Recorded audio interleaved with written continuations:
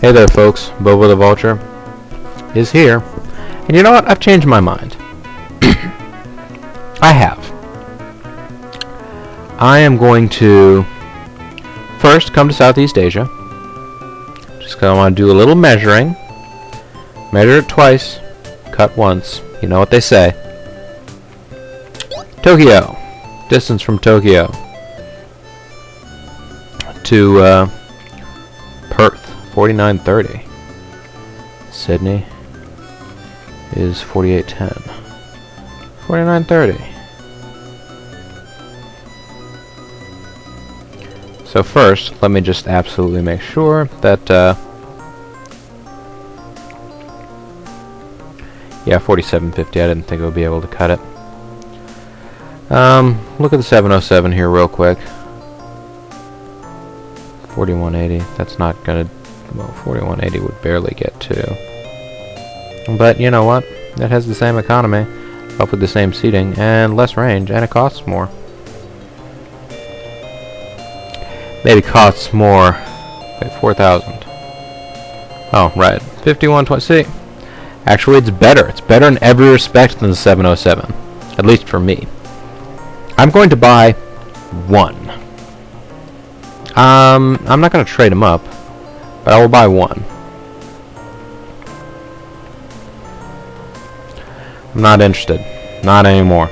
Just wanted the one. Thanks. And then what I will do is I will bid for slots in Perth. I know what you're thinking, folks. You're thinking, that man is crazy. Perth? Really? Perth? Perth? Everybody knows. As far as Australia goes, it's east side for life. You should be flying into Sydney. But no. Because you gotta look at it this way. From Perth, you have a 1,000 mile flight to 1,000 plus flight to Adelaide, 1,000 plus flight to Melbourne, 2,000 mile flight to Sydney, and 2,000 mile flight to Brisbane. Whereas here, yeah, you still have one really long flight to Perth, but 750 miles to Adelaide, 500 miles to Melbourne, 370 miles to Brisbane? No! That's terrible. Those would be terrible, profitless flights.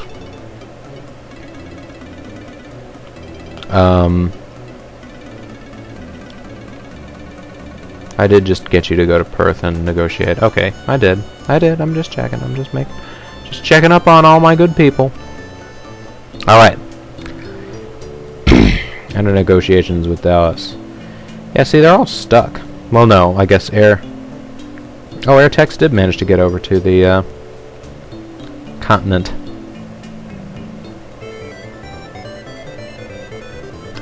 Europe is experiencing a boom in tourism. It's all thanks to me. I'm gonna just presume. They all came to see me. Of course, that does mean that Siberia is doing better. Oh boy. Oh boy. I'm still king in most of the world because I've managed to get there and I'm flying around unopposed.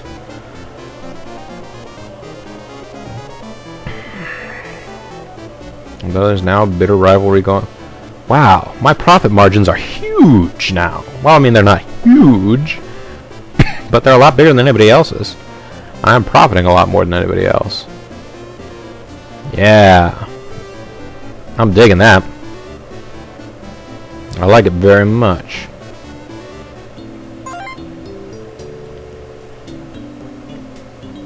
We're number one. And we got a DC-30 delivered by Popcorn Popper. Unfortunately, we don't actually have anything for the DC-30 to do. Or no, not the DC-30, the DC-830. We don't have anything for it to do until we get that those slots. So I just get past a whole quarter there, folks, without doing a darn thing. I know, you're all thinking, what are you doing, man? You're crazy. You're crazy, man. Europe is continuing to experience a boom in tourism. There are more slots in Moscow. There's more slots in Cairo. There's more slots in Tunis. There's more slots. There's just more slots. That's what it comes down to, folks.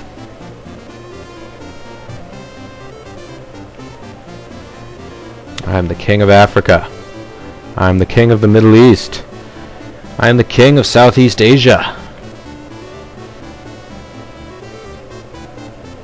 And somebody else is the king of the Americas. Well, it's AirTex is the king of both Americas. Well done there, Tex. Yeehaw! July 1959. Aha! Uprising. Fidel. 707-320. Oh. So, they've built a better... Oof, I just knocked all my stuff out of whack there. So they've built a better 707. Or, presumably, they've tried to build a better 707. Let's see what happens. We get slots in Cairo. We also get some slots in Perth. You know what I'm going to do first? I'm going to go to Southeast Asia. You know me, I like going to Southeast Asia. Starting up new flights. Down to Oceania.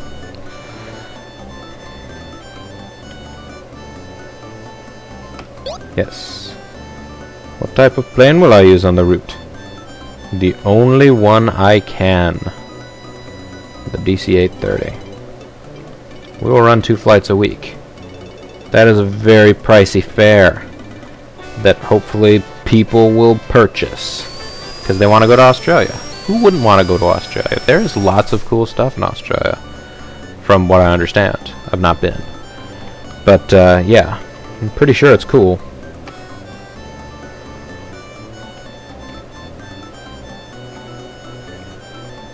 In this region, we have a flight going to Perth. So let's set up a regional hub in Perth. And after we've done that, let's do the other standard operating procedures for having a new hub. Let's bid for a business venture.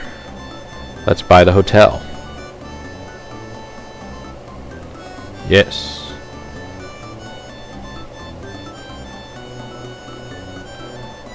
And then we will get into negotiations for some slots in some of the other regions. Fine destinations. Yes, 6 months. That's just fine. That is. You. Let's see. What's the best remaining location? That's pretty good. Brisbane's alright. How about Adelaide? No, that's Melbourne. Adelaide's on the other side. Melbourne's pretty nice. I think I'm gonna go with Melbourne. Yeah. We will negotiate. Get some slots.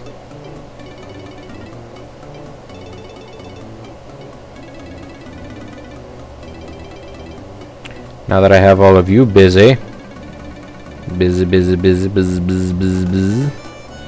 I will go back to Africa. Shaft in Africa.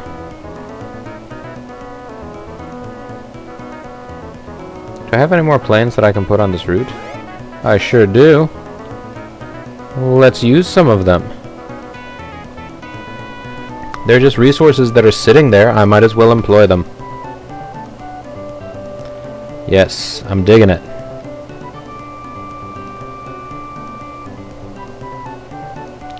Also, I have this other flight in Southeast Asia that I could actually be trying to work. Do I have enough money to set up this route anymore? I do. I have one remaining DC-6 to put on it. 3 flights. It's a pretty expensive route though, so maybe it will work for me. Takeoff noises are going to be loud and suck. Alright, we're doing pretty well. Our primary concerns right now are that we don't have any slots in Tokyo. We don't have any in New Delhi either, but you know, there's only so much we can do. And of course there's increasing competition in our native Europe, but we can tough it out against those guys.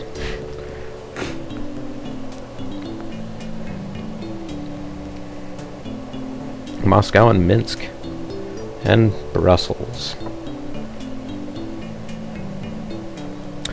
Notice they haven't really tried to get that much farther out. Siberia as an airline. Islamabad is the hot spot, eh? I have more interregional flight people, huh? And still the king, passenger totals in Europe, although I don't like that Siberia is getting as close as they are anymore. I don't like this whole competition thing.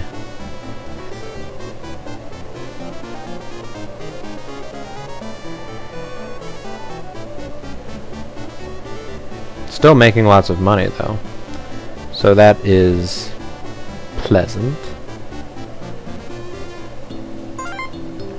October 1959. We're in the dawning of the 60s, folks. They're coming. Yeah, you notice they're not really doing a whole lot of expanding over. Bit of trivia. Shannon International Airport in Ireland. I know a lot of my trivia centers around Ireland. But it used to be a big hub for Aeroflot, which, you know, at that point in time was the national airline of the Soviet Union.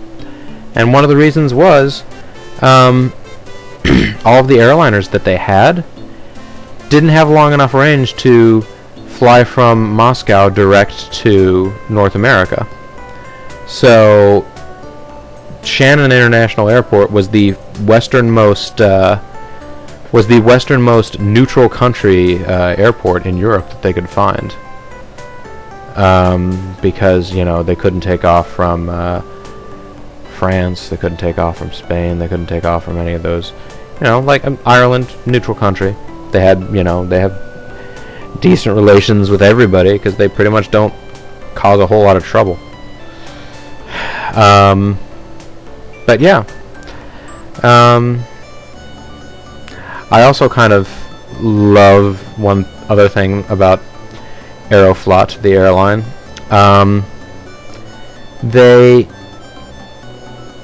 Their logo, as you may or may not know, is a hammer and sickle, one of the symbols of the old Soviet Union, sprouting giant wings, and it's really a badass looking logo.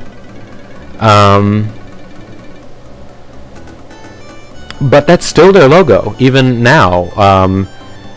Geez, it's been, you know, like 20 years on since communism fell, more or less, I mean, give or take. Since communism, Soviet Union fell. But they did brand, you know, research and found out that that logo was a strong enough brand for them that they would be better off keeping it, even if it reflected, you know, a political structure that no longer existed. Oh yeah, I never did check out the Sud Aviation Caravelle. It's a jet aircraft. It has good fuel mileage for one of those, but it has incredibly short range. Yeah, not really interested.